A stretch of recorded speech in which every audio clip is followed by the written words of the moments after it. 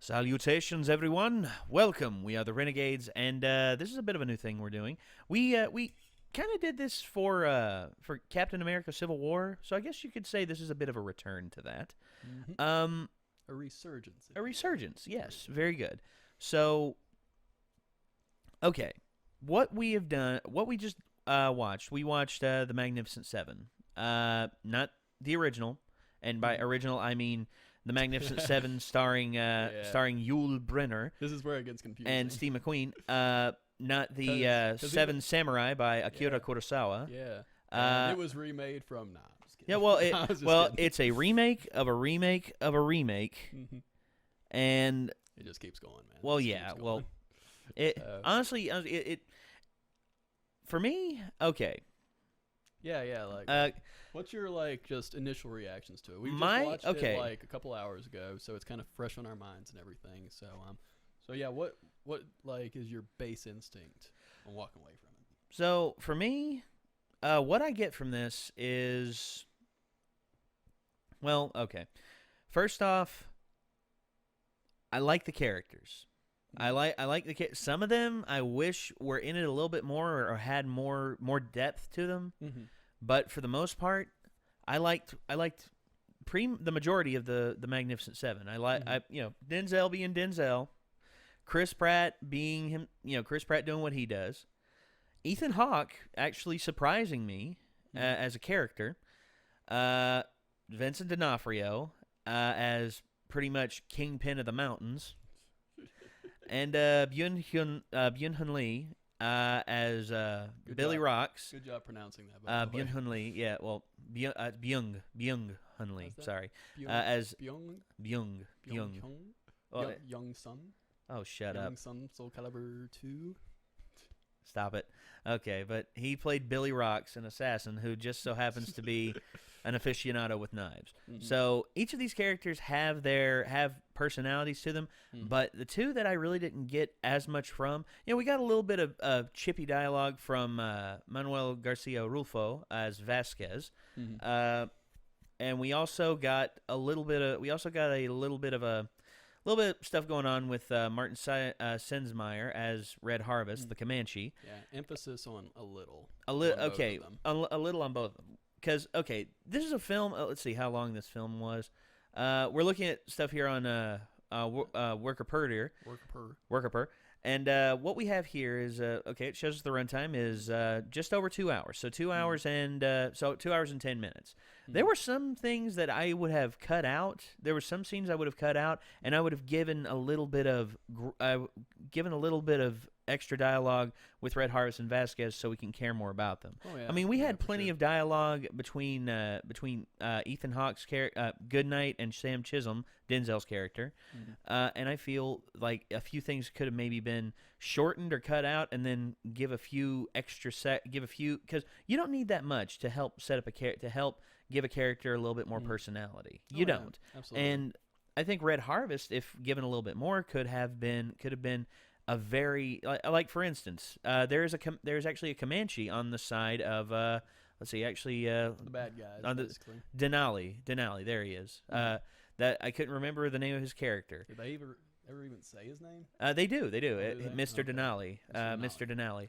Gotcha. Which is the main bad guy, played by Peter Sarsgaard. I thought he was really good. Very intimidating. And then, as you put it, he pulled out his gun against Denzel, and we saw that he wasn't as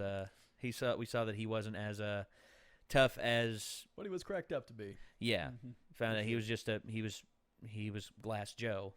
Yeah, we thought he was Mike Tyson, and it was Glass Joe. It's like Mr. Sandman. It's like, hey, Mr. Sandman. It's like, I'm sorry, I'm actually Glass Joe. So I don't know. No, Glass Joe's actually French. He's like, oh, but I am here just to do what I do. Oui. Actually, he doesn't even have a mustache. That's weird. I know. Because I could imagine like Joe with a little mustache, a little tweezle mustache, like They just didn't want to make it too racist. It was already racist enough. Ah, gosh. But no, it's okay. But I liked all the all the characters. I wish there was more development thrown towards Vasquez and Red Harvest. I felt okay. I felt that well, okay. What they could have done with Red Harvest, giving him more of a backstory, because honestly, he just shows up. That's really it. He shows up, says a few things to Denzel, and Denzel walks over. He's like, "Oh, he's with us now." Yeah, his intro is very abrupt. And it's over quick. Well, yeah, and honestly, the Wandering Warrior is always an interesting one who chooses to fight for the side of good. Like, honestly, if they would have made his character like a little more. Well, his character's edgy anyway, because in out west, the Comanche are seen as in some light as a horde that at any moment they're 20 of them could show up and just kill you and take everything that you got. But the Wandering Warrior, who could change sides at any minute because if he feels that it's not if it's not right, if he feels something isn't right, that's what they could have potentially turned Red Harvest into. Not make him a turncoat, but make him question Sam Chisholm, the lead character in this, question his motives. Is this really for protection of the town, or is this personal petty revenge? And you could have had that. And Red Harvest, being able to read, because what I could detect from his character, he was good at reading people and knowing what to say, when to say something, when not to say something. So I think maybe he could have done that with Sam Chisholm. And also Chris Pratt is Josh Faraday. Chris Pratt is playing Chris Pratt, basically. Well, pretty much. He's pretty much playing both Star-Lord and his character from Jurassic Park. And which honestly I love Chris Pratt. He's just a lovable guy. He's just a lovable guy. How can you not? Yeah, I love him. Well, honestly, I can't wait to see. Well, there's actually a movie that actually has him in it that I can't wait for. It's called Passengers. And it's actually him and Jennifer Lawrence marooned on this ship that's traveling, and it's a 120-year journey, and both of them wake up 30 years in.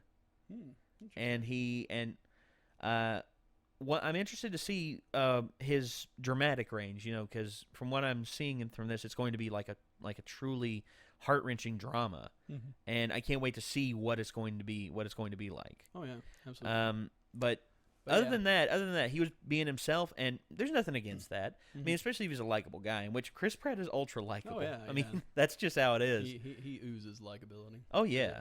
And you were actually talking about Ethan Hawke. Talking about Ethan Hawke and how he's been surprising you here recently by how much you're actually liking the parts that he's in. So if you want to go ahead and spearhead that a little bit. Oh yeah. Sorry, I'll get some words in here. Well, I'm overbearing, is it? I mean, it's just like I'm sitting next to you. It's just like, say the wrong thing, I'm gonna knock your teeth out. Just go. He really says that. You heard nothing. Nah, but yeah, kudos to you for remembering a lot of the characters' names. I had no idea. I have this reference, but like before this, I was just like, good what? Good night, good day, good day, sir. But, good night, Robichaud. From Louisiana. Oh, how's your shema? A rebel boy. My name is Shadi. Yeah, but no. So yeah, I think this movie was not built around like characterization. I don't think it was built around story. I think it was built around action set pieces. I think that was kind of the main focus of it all. And, style over substance, I believe, is one thing we talked about. Oh yeah, absolutely. And which is not a bad thing. No, definitely not a bad thing. And it does it really well. Like it's epic in its scope. The shots. I think it was like shot partly in like New Mexico. Yeah. Like you have these beautiful sprawling plains and these just like great like visuals going on. And then when you get to the action scenes, it's just like guns ablazing, people falling off buildings, horses just like trampling through, and it's great. I think that is kind of like the heart of the movie is the badass people doing badass things. Yeah, and because everybody is a badass in this movie. Everybody is a badass. Yeah, you got Denzel, who is the archetypal Hollywood badass guy. Yeah. I mean, he looks at you and you're already terrified. Yeah, he looks at you and he's just like, Don't make me come over there. And you're just like, don't come over here. I'm sorry. Do not hurt me, please. Yeah. No one does it better than Denzel. You know, he just makes your blood run cold. You know, I do not want to meet him in a dark alley. Would be really terrifying. Yeah, especially if you were the bad guy. If you were the bad guy, you'd be dead. You'd be so dead. If I kidnapped like 11-year-old white girl, I would be dead right now. And also, or Liam Neeson's daughter, and then you'd have both of them coming after your ass. Yeah. Oh my God. What if I accidentally stole like 2 little girls like for ransom, and it just happened to be both of them? Yes. I would be double like messed up, man. That would be you'd have Liam Neeson coming at you from one side, just being like, "Where is she? Like, where is my daughter?" It's like, okay, hold on, Liam. I'm having another call from the other line. Hello? You better pray I don't find you. Is that you, Denzel? How did you know? Hey, can I get an autograph, man? I mean, I'm not here, but like, you know, next time I see you, you know. I'll carve it into your ass after I'm done killing you. Oh, you're such a joker, man. You're such a joker. Sorry, I got Liam on the other line. Okay, I'll be right back, man. Okay.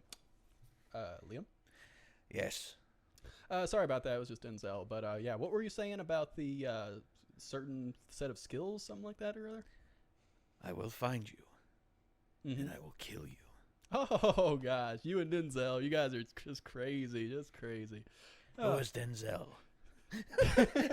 That's how they would meet up, and then they'd meet up, have like a little scene where they almost like get into like a little fight and skirmish, and it's even, and they're like, then they shake hands, and then they shake hands, bloody and manly like, and then they come at, and then they come after you, and there you are, just like, oh my gosh, both of you here, amazing, oh gosh, what's gonna happen? We're gonna kill you. Oh shit!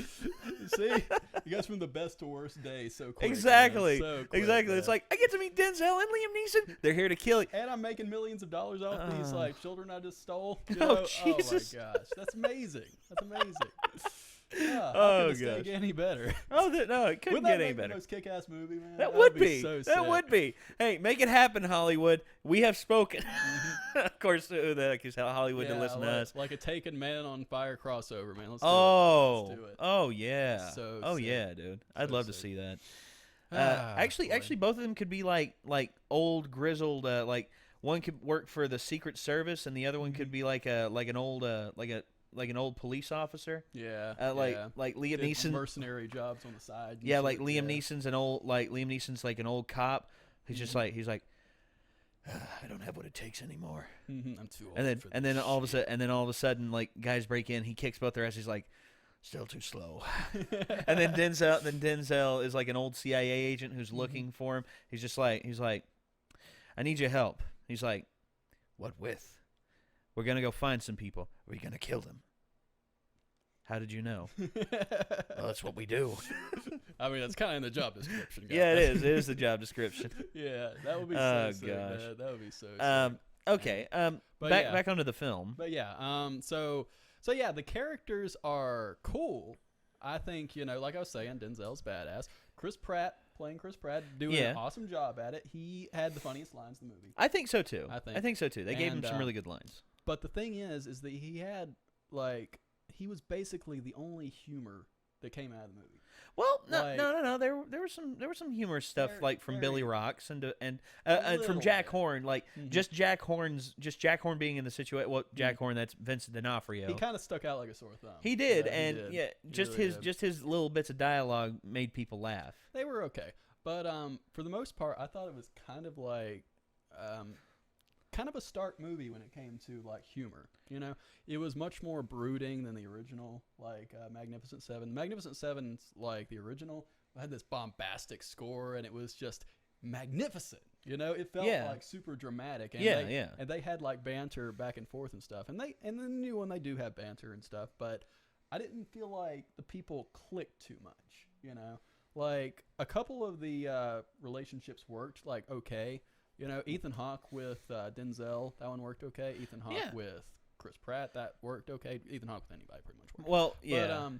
But other than that, you know, they had a few interactions with the others, and they weren't fantastic. They had a couple scenes in the bar where they were talking. Or they're talking, and it showed them after they had a few drinks and were laughing. Yeah, they were loose and everything. Yeah, like I would have liked to have seen a little bit of friction with them. Yeah. And like we saw a little bit of friction with commentary, but none of them like actually fighting to show how tough they were.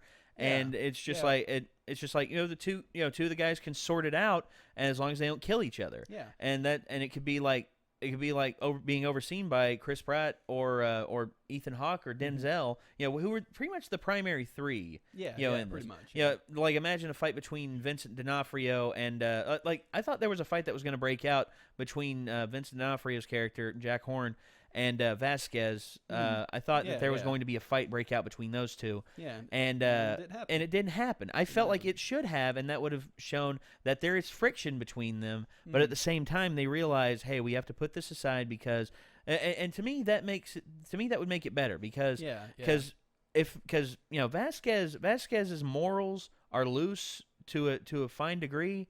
But Horn's morals, where he had where he talks about his past and everything, we show that he actually has more of a moral center, whereas Vasquez is more loose. I mean, heck, he's an outlaw for God's sakes. I mean, you see that in the trailer. He's an outlaw. Oh, yeah. But Horn, but go ahead. So yeah, I think you don't see them grow with each other. You just see them kind of like as a group just because they need to be a group. You don't see them like learning from each other, like fighting with each other and like making up.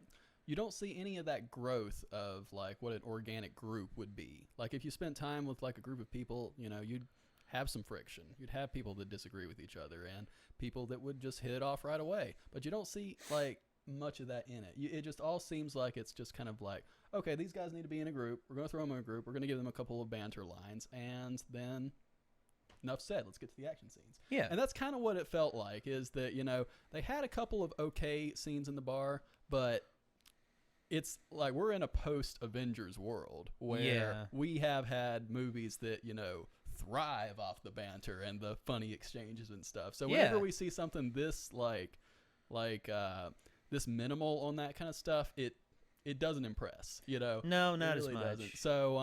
So yeah, either you need to go full out, make them just have hilarious exchanges, and which would be great. Yeah. Or you can also, like you said, have them fight, have them like butt heads, have them just go at each other, and then they learn about each other. They learn that they have differences. Yeah. Shocker. These two human beings in the room don't have 100% of the similar dislikes and dislikes. Yeah. And, I mean, that's humanity, guys. Yeah. And it would be a good parallel. It would be a good parallel to show that you have to have people who of differing opinions in order to make the world work, because that's that's how it is. If everyone thinks exactly the same, that's just like, okay. I heard someone say this in terms of debate. If you debate the people who have the exact same way of thinking as you will never develop your arguments. And when you run into somebody who hits you with something that you don't expect, then you're going to you lose. You're going to lose. And you see that's just like, Micah and I, we don't get along 100% of the time. Ben and I, we don't get along 100% of the time. We have disagreements about some things. Yeah. But I literally hate you. Like with all my being. Nah, I'm just kidding. I love you, man. Thank God. I thought I was gonna have to be another body thrown in the closet out there. Yikes. Another? Okay. You knows too much. Just joking. Get back up. Gotcha. But no. Okay. Like that's right, and that's what makes like great like hero team movies like this work, is that they are different, but it's just that special something. You know? It's not like that they're like all like-minded people that like work super well together. It's that they're completely different. Their specialities are completely different, so they cover all these fields. They cover all these thought processes. So it's like, one person thought of this, but this other person thought of something that the first person didn't think of. Yeah. It's like, hey, we've got all of these different perspectives. That's why it works. Yeah. That's why the team is like defeats the bad guys. That's why 7 guys take on 200 guys and mess them up. That's why, is because they're just amazing people in their own rights, but together they got something magical. You know? And I didn't really get that. Like the original Seven Samurai. Amazing film. You know, it's beautiful. It's not like the Magnificent Seven remake in the 1960 version, because which is like bombastic and fun and banter like heavy and all that stuff. But it's beautiful because it shows these characters that are so different and so just like in their own worlds. You know, they all have like their own lives, and you can see that really well because like they show you little scenes that aren't giving you their full like background, but they give you enough to show them who they are. Yes. You know? Yes, I see that. And just those little things, those little touches, like explain that. And those little interactions with each other explain that. Yeah. And you don't really get that with this movie. You just like kind of see them interacting, but there doesn't really seem to be much point to it except to establish where they're going next or what they're going to be doing next. Yeah. You know, it doesn't seem like they're people as much as just kind of characters, you know. Yeah, and honestly, if you have the film a certain way, characters work. You know, have characters, not people. If you're going the feel of this film, I felt we would have benefited a little bit more from developing them as people instead of characters. Because when you develop them as people, you grow an attachment to them. You grow an attachment to them because you think, gosh, that guy thinks gosh, I can't believe that happened to that guy. You get I feel sorry for him. Yeah, you get kinship. Exactly. And Seven Samurai, you know, you're given a diverse back set of characters. You know, some, you know, they're all pretty much Ronin. One, you know, you got the one that's an archer. You have one that's a liar who says these things, you know, that, oh, I'm actually a great set, but no, it turns out he's actually, which is the only one I know the real name of. Toshiro Mifune. There you are. Love him to death. There you go. I can't remember anybody else's name. And I can name a lot of the original, like 1960 version. You got Yul Brynner. You got Steve McQueen. You've got Eli Wallach was in there. Okay, you got Lee Marvin. Yep. He was in it. And Bronson. Charles Bronson was in it. Yeah. Here we are. Which Bronson, by the way. Robert Vaughn as well. James Coburn. Oh, James and Coburn. Brad Dexter. I should have known that one. Brenner, McQueen, Buckholtz. Let's see. No, Lee Marvin wasn't, but Eli Wallach actually played the leader of the bandits. James Coburn is the knife expert. That's who I was thinking was Lee Marvin. That's right. Yeah. Well, honestly, they look similar. They look similar. I was thinking they did for some reason, but but yeah. So which is a great movie. If you haven't seen the original 1960s one, go watch it. It's great, and the music's fantastic too. Oh yeah. Well, let's see. It's see who did the music. Elmer Bernstein. Okay. I mean, that can't go wrong there. Well, that explains. I mean, he did the Ten Commandments. He did The Great Escape, To Kill a Mockingbird, Ghostbusters, at the Black Airplane. Oh gosh. Yeah. Him and Cape Fear. Ray Parker Jr. did a duet there, man. Bustin' makes me feel good. Dan. Oh gosh. Okay. So that's it's a great movie. But anyway, so back to the one at hand. Yeah. We are comparing it to two of the greatest films of all time, which is unfair. Oh, it is. But you know, if you make a movie that is a remake of one of the greatest films of all time, you have to know what you're getting into, and that's an automatic comparison, which is inevitable. So, but the new film is kind of vapid. You know, it's kind of like mostly about the action. It feels, even the action scenes, they feel like a Hollywood action movie. You know, it's styled that way. You know, it doesn't feel like, you know, say a Lord of the Rings action scene, which doesn't feel like a Hollywood action scene in a lot of ways. It has like a narrative to it. You know, there's like a story going on with the battle. Yeah. On this one, it's just like shit blowing up. That's shit blowing up and people getting shot. Yeah, and it's an extremely violent film. Like, I was super surprised. It's PG-13. There's somebody that dies in every scene. And I'm not talking about just like the big blowout at the end or anything. Like, pretty much in every scene leading up to the big like climax like battle. Yeah. There is somebody that dies in some horrible way. Well, you know? the one that surprised there's a actual the character that got me the entry. that he got. I'm not really giving anything away here, Yeah. but Vincent D'Onofrio's character. There might be some spoilers. No. This really isn't a spoiler because this was in the trailer. Yeah, just like for future reference, they might sneak in a few things here. But when Jack Horn enters the fray, the first thing you see is his tomahawk going straight into a guy's chest, and then after that he crushes a guy's skull in, or crushes a guy's head in with his foot. Mm-hmm. And as he's walking back by, Chris Pratt makes a funny. He's like, "I believe that bear was wearing people's clothes." That was a great line. That was a good line.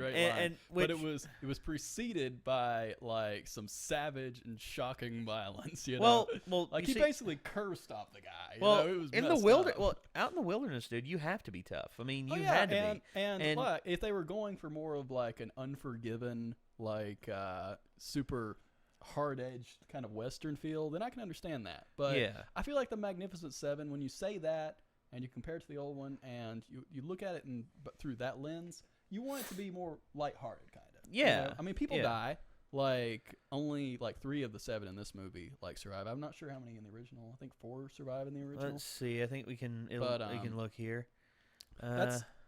It's just a lot darker, like so much darker than like I kind of wanted. I wanted it to be more of 3 same 3 remaining. Okay. Oh gosh, so, we gave, but we aren't giving away who. We aren't giving away who. No, let's just do no. Cool. I don't want to do a spoiler. They've probably seen it. You guys no, probably seen it. I don't want to give it away. No, here's what I don't want to give anything away because if you want to do, we can do like a spoiler corner where we actually talk about it, but. Okay. I prefer to keep it spoiler free. Okay. Because I just don't. That's fine. We don't have to spoil it. But anyway, so yeah, it's just not even like the main characters we're talking here, but like so many people die. Yeah. And in shocking ways. There's somebody gets like the Saving Private Ryan stabbed and like knife twisted in the chest twice. Ooh. There's 2 different people.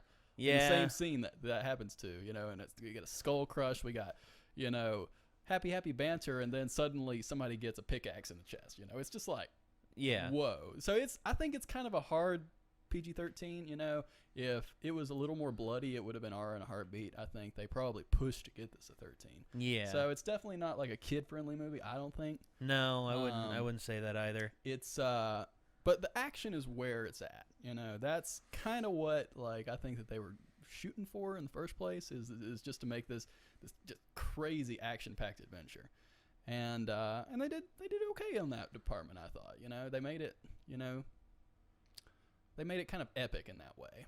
So character-wise though, they had their interesting moments. Like I say, Denzel's badass, Chris Pratt's hilarious. Yeah. The Asian guy is so like interesting in that he's not a caricature. It's so cool to see like an Asian like sidekick character that's not an Asian sidekick character. Yeah, he is his own person. He is his own individual, and he has his reasons for being there. Yeah.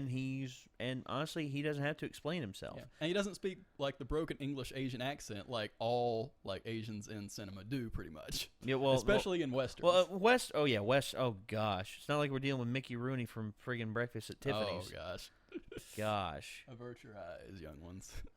But yeah, I mean, it's so great. Like he opens his mouth and it's like, oh my God, he could be from Jersey. I mean, it's so funny. He just has this from what he mentioned accent. in the film, he's like from Texas. He's like from Texas, and he's and he's got this American ass accent. Yeah, he's so great. American as hell. Mm-hmm. And that was cool. I like that. That's the thing is that they changed a few little things that were cool. Yeah, like they made him not have like the traditional accent. They made they changed the people that they killed off. Like in the originals, like certain like people were killed off of the main cast that their equivalents in this film were not killed off, and some others of the group were. So they switched up the kind of people that like got it in the end. Yeah. So that was kind of neat, and there were a couple of other neat little things. It's funny that they have another appearance of the Gatling gun, which is becoming kind of notorious in film nowadays. It's made a few appearances, and there's always this like kind of overlord secret weapon, destroy all hope kind of instrument. Yeah, well, anything set in the 1880s, you whip out a Gatling gun, you're totally like bummed. Well, and it's always put on the side of the bad guys. It's always put on the side of the bad guy because it's not a gentleman's weapon. No. It's like man to man. It's just like okay, let's just gun him down and spin up the. It makes a really cool noise, though. Oh yeah, dude. They got Gatling, that down pat. well, I've been around a Gatling. I was around one when they were firing it, test firing it. Wow. Oh Lord. Does it kind of sound like that? Oh yeah. They weren't spinning it as fast. They were actually doing like a moderate speed. Yeah. But they said we could do it faster, but we don't want to risk risk warping the machinery or anything like that. I see. Because you see, they still had it and they were still attempting to sell it, but it was really cool to see that. My big thing with it is like you mentioned, it was in Seven Samurai. Yeah. No, it wasn't. Oh no, or not Seven. Damn. I don't know if it was in the original Magnificent Seven, but it was in Last Samurai. Oh, Last Samurai. Yeah, sorry. That's what I mean. That's what I mean. Sorry. That's what I meant. Last Samurai. Mm-hmm. You see, the Gatling gun's always pulled out, and it's always meant to like represent like industrialism and the evils of industry. It's just really okay. is. It's like can I pound out any more symbolism here? It's like seriously. It's okay. No, I mean that, guys. I mean, symbolism is good. Symbolism works to a certain degree, but at the same time, it's just like when they have to hit you over the head with a sledgehammer. Yeah. Enough times, you're eventually just like you want to look back and be like, stop it. Mm-hmm.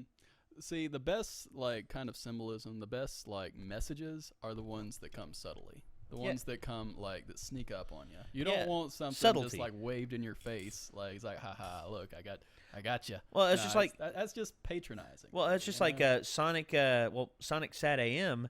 I think Nostalgia Critic pointed this out. Doug Walker pointed out that it's an environmental message that's subtle, and it works because you see the benefits. You see the benefits of it without them having to say, "We have to save the environment, guys." Yeah. No, it's just like. Oh, no, they're fighting back because it's encroaching upon them. And then we have Fern Gully. It's a little less subtle on their environment. Yeah. Love the movie. A gigantic smog monster voiced by Tim Curry. Who else? I mean, if that doesn't terrify you, I don't know what does. Yes. Man. It just comes. He just comes out. He's just like filthy ground, acid rain. Ooh, you love my toxic love. Yeah, exactly. Oh, exactly. I love that movie, by the way. I do too. Love it to death. God. But come on, guys. Come on, bruh. I mean, a 2-year-old gets it within the first 5 minutes. Yeah, it's just it's like we get it. Industrialism is bad. Yeah. Oh, you can see the soapbox that the writers are standing on. So. Yeah. But yeah, Fern Gully aside, Christian Slater forever. But it's but no, has that ever been uttered in the English language ever? But I don't know. Probably not.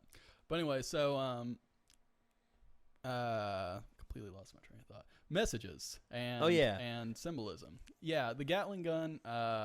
It's so fun. It's been used in so many movies. Last Samurai, Shanghai Nights.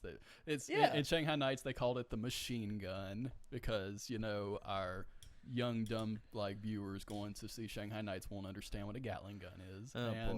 They used it in Rurouni Kenshin. And it served pretty much the same purpose. Just mow down a bunch of like honored warriors who only fight with swords and show how pointless their whole training is really. Well, and but it's interesting. Like you say, it's used as a symbol for industrialism and it's a very negative view on it. And well, and also, okay, I don't know if you picked up on this. The main bad guy in this acted a whole lot like a certain political figure that's very, very polarizing right now. Oh. I mean, there's definitely political like comparisons you can always bring up. Oh gosh. Kind of and for those which may be intentional. It may be. It may be like completely like something they didn't intend, but you're never sure. You'd never be sure in these nowadays. Now, Sarsgaard, like you say, I thought started out really strong. He's an intimidating guy. He's great at playing bad guys, especially the ones with a psychotic kind of tinge to them. You know, Yeah, who are really, really like borderline, like they're I would say like sociopaths. Yeah, like borderline sociopath. Yeah. But honestly, honestly, if they would have gone full tilt with that, I think I would have loved the character more. You know, because nothing beats a film like this other than a great villain. Like sometimes even the villain can overshadow things. Oh yeah, and villains are always fun. He plays it. He's very hammy. You know, he's just like sweating, like saying these like horrible things to people, and it's beautiful. You know, he sets himself up great, and then he gets onto the battlefield, and you're like, oh my god, they build him out to be so awesome. What's he gonna do? He falls over, man. He's like a little bit of a spoiler, but he doesn't live up to what like you think he's going to, and it's a real letdown. The climax of the story is not super fantastic. It's almost kind of like brutal, like the way they do it. Like the movie, like a lot of people die, like I was telling you, and they die in ways that are kind of humiliating sometimes. Like the care for human life is very like non-existent in this movie, you know? Like people die in horrible ways and people don't give a shit. They're like, "Oh, they died."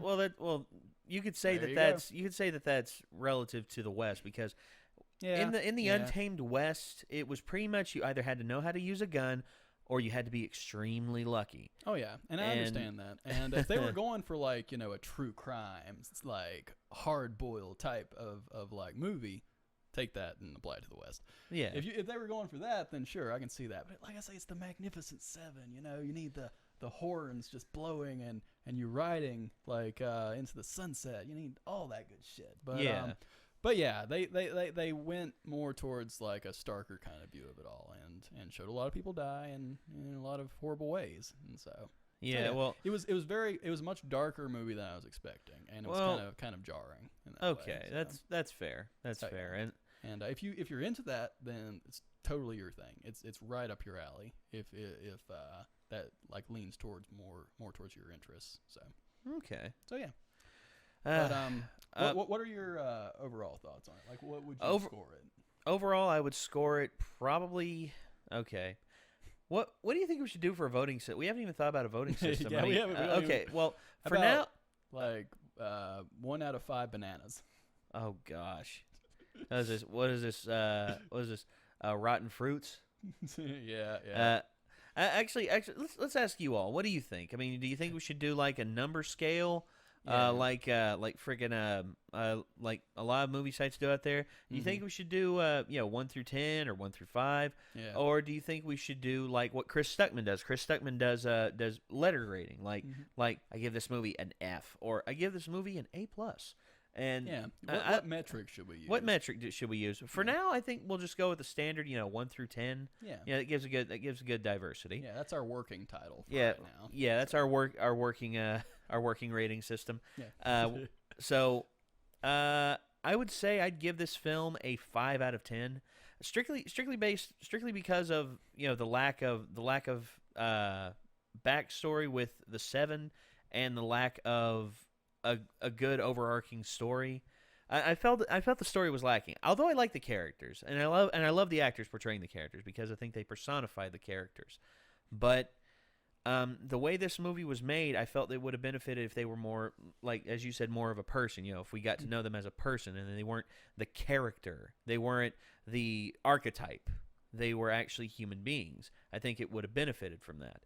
But that being said, still, I'd say if you're a fan of Westerns, I'd give this a watch. My stepdad's a big fan of Westerns. I think he'll give this a watch, and he's a huge fan of the Magnificent Seven. That's his favorite Western of all, the original Magnificent Seven. So I'll tell him to watch this, and I'll probably want to hear what he has to say. Mm-hmm. But I give it a 5 out of 10. Yeah, absolutely. And I enjoyed it. Like I say, I've had a lot of negative things to say about it, but I did enjoy watching it a lot. I've seen a lot of Hollywood remakes lately, like Pete's Dragon, Oh yeah. And, Pete's Dragon I heard was really good, and I also heard I saw Jungle Book. Jungle Book was fantastic. I haven't seen Jungle Book yet. I did watch one. Ben-Hur, and so Hollywood's filthy with them right now. I know. There's a video called Ben-Hurt. You should go watch it right now. It's hilarious. Holy shit! What the hell did you do, Hollywood? Yep, that's my reaction. So yeah, I've seen a lot. Some are good, some are bad. There's a spider coming down from the ceiling around. Don't worry. It's just kind of he's coming down. Oh my god, I'm fucking terrified. This is scary. Nah, I'm just kidding. I'm not scared of spiders. Actually, I'm really terrified. We got him. We're good. Yep. Sure. Take him out. Don't show me that. Yeah. We'll be right back after these messages. But yeah, I'll keep going. So spider notwithstanding, it was fun. It was very, very intense. You know, you had a lot of epic violence in your face all the time. You had some really great moments. A few set pieces that were just beautiful to see and just really awesome. Like everything just felt epic in that way. And so they definitely captured that essence about it. But at the same time, characters were pretty take them or leave them kind of. And the writing wasn't extremely good when it comes to your script. It was just kind of okay. You know, it was passable. Okay. And but as for this grand return to the Magnificent Seven and the legacy, the whole 7 guys protecting a village story. 7 people against the world, pretty much. Yeah, pretty much. And as for that, it's not stacked up. It's not as good as Seven Samurai. It's not as good as the original Magnificent Seven. It's not even as good as Samurai 7, the anime series. It's not even that good. No. And that show is not even not freaking Cowboy Bebop or anything. But anyway, so I'm gonna give it a 4. Like I say, if you're going for action adventure, a western, in this day and age, then right up your alley. If you love Denzel, you're gonna love him here because he's doing everything he usually does. Mm-hmm. And same thing with Chris Pratt. Same thing with pretty much everybody. So if that's what you go into it expecting, then I think that you'll get a good experience out of it. Don't bring your kids. No. You might want to leave them at home this time. It's not like a light PG-13. They curse here and there. It's people are getting stabbed multiple times, and they twist. So yeah, but yeah, it's fun. It's a lot of fun, and but yeah, that's about all I have to say about it. Okay. So, yeah. Well, there you have it, ladies and gentlemen. You have our opinions on the film. Nice and concise. Well, concise. Well, yeah, very well explained and thought out. We kept that short for you guys this time. Yeah. So, anyway, guys, what did you think? Or if you've seen the film, what did you think of it? Oh yeah, we love hearing other people's thoughts. I'd love to hear what you all have to think, what you all have to say, and what you think of the film. So let us know, and if you and also if you honestly. If you agree with what we have to say, tell us about it. If you don't agree with what we have to say, let us know what you have to say as well. Differing opinions is my lifeblood, man. I love them. So bring them on, man. I love to hear what people have to say. Call me an idiot. I want to hear it. Just speak your mind. Speak your mind. Yeah, and honestly, that's what we expect from you all. We don't expect you all to just be like, oh, I don't agree with what they have to say. I'm just say it. It's like, no, guys, we want to hear what you have to say, and if you have your reasons for liking it, that's great. That's what you want. That's you. That's what you want. Oh yeah, that's absolutely. That's how you feel. But honestly, let us know if you want to see us to keep doing this. I mean, because we want to do more of this stuff. We want to do. We did Captain America: Civil War, which honestly that was a blast. Yeah, we started off on a bang there, didn't we? Oh, big we really did. Holy crap! What a way to start summer. Oh, that's such a good movie. Such a good movie. And damn, that was in the middle of summer, wasn't it? I can't remember. I have no concept of time. God. But time flows slow or flows weird around here. Yeah. But yeah. But I was just gonna say thank you all for tuning into this. Thank you all for sitting with us through this. Damn. And if you would like to see more, let us know in the comments down below. Don't forget to check out all of our various other endeavors, and don't forget to oh gosh, what was it? What else was I gonna say?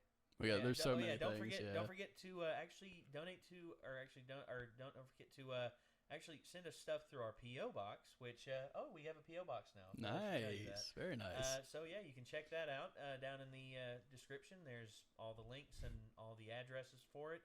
So yeah, I hope you all do that. And until next time, we hope to speak with you all later. Signing off the Renegades. I'm Nate. I'm Bo. I think I'm gonna go watch Civil War again. Oh yeah. And we hope you all have a wonderful day. We will see you later. Peace out.